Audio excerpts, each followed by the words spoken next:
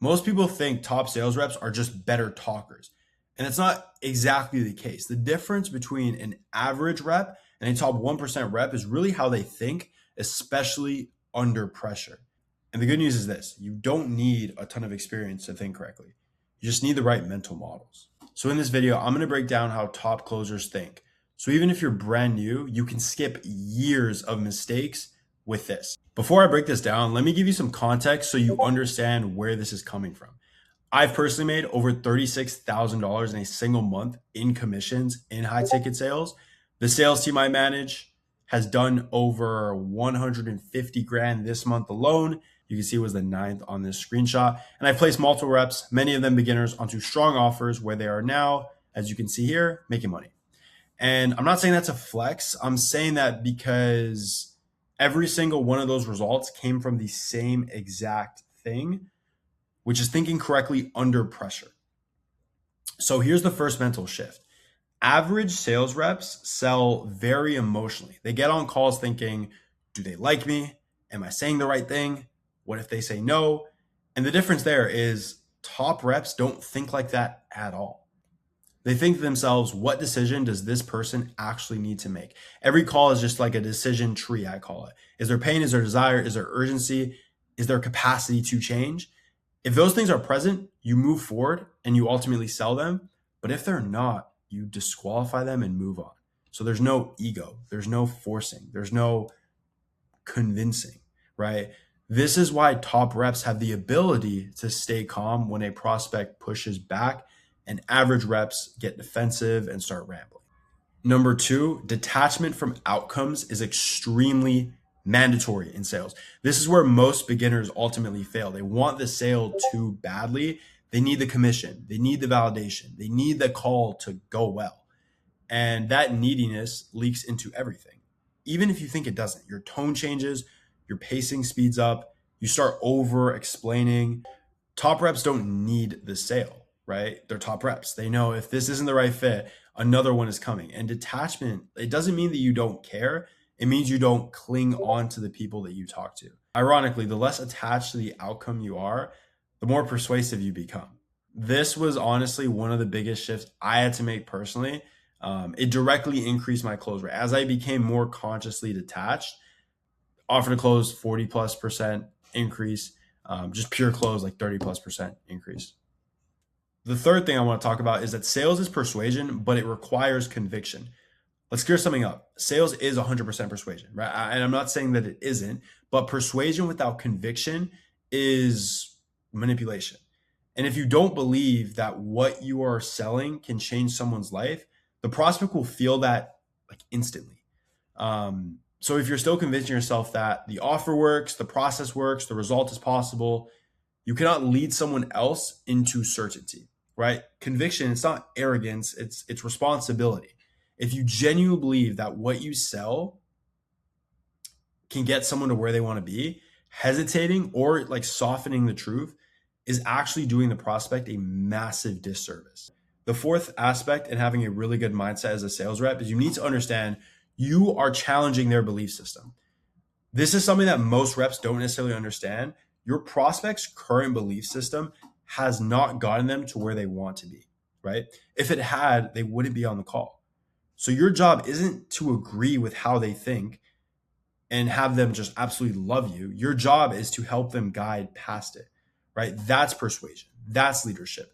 Growth will almost always require some type of friction.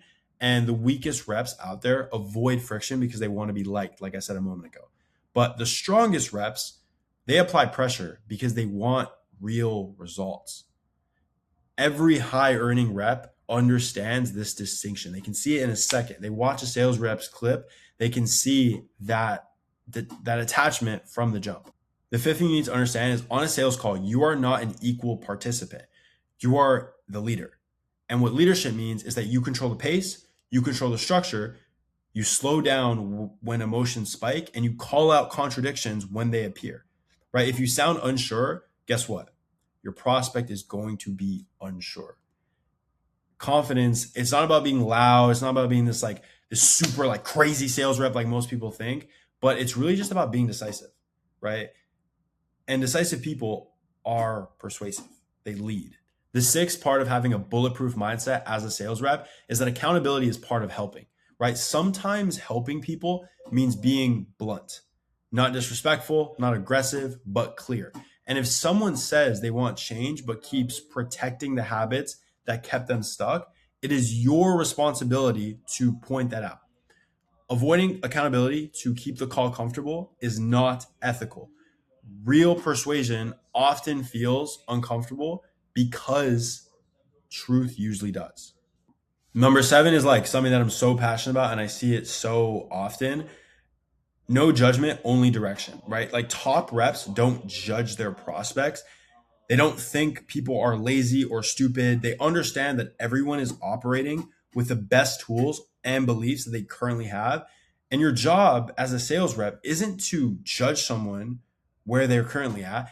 It's to help them have the best tools and lead them forward, right? What judgment creates is ego, and service creates trust. And this is like the biggest thing ever. Like this is literally like the number one thing that you'll hear. And it's my biggest pet peeve in sales reps of like, oh, this guy's a loser. He's stuck in his own way. Like, no, like your job was to help him and you didn't. And now you're blaming him for your lack of skill.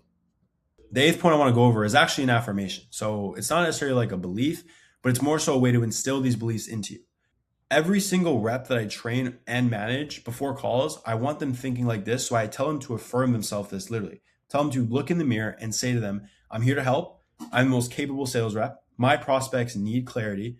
I'm grateful to lead these conversations. I can help everyone I speak to, and I place no judgment on my prospects. Say that before your calls, and your tonality will change immediately. Immediately, and your intent will change immediately. The questions you ask, the willingness to ask hard questions will change immediately. And number 9, the last point, is that input-based thinking makes results inevitable, right? The best reps think in inputs, not outcomes. So this isn't something about the prospect. This is about yourself. If I want to make $30,000 in a month, I don't obsess over the number $30,000. I reverse engineer. How many calls? How many conversations? How many follow-ups? How many reps do I need to do to make $30,000? And then I execute those inputs relentlessly. There's no questions asked. There's no emotion. At that point, results stop being optional and they become inevitable when you give yourself no option but to do the right amount of inputs. Sales is persuasion, guys, but persuasion without leadership is shallow. And if you want to think like a top 1% detached, decisive, accountable, and input-focused sales rep, you don't just close more deals, but you build a skill that will pay you for the rest of your life. I hope this helped.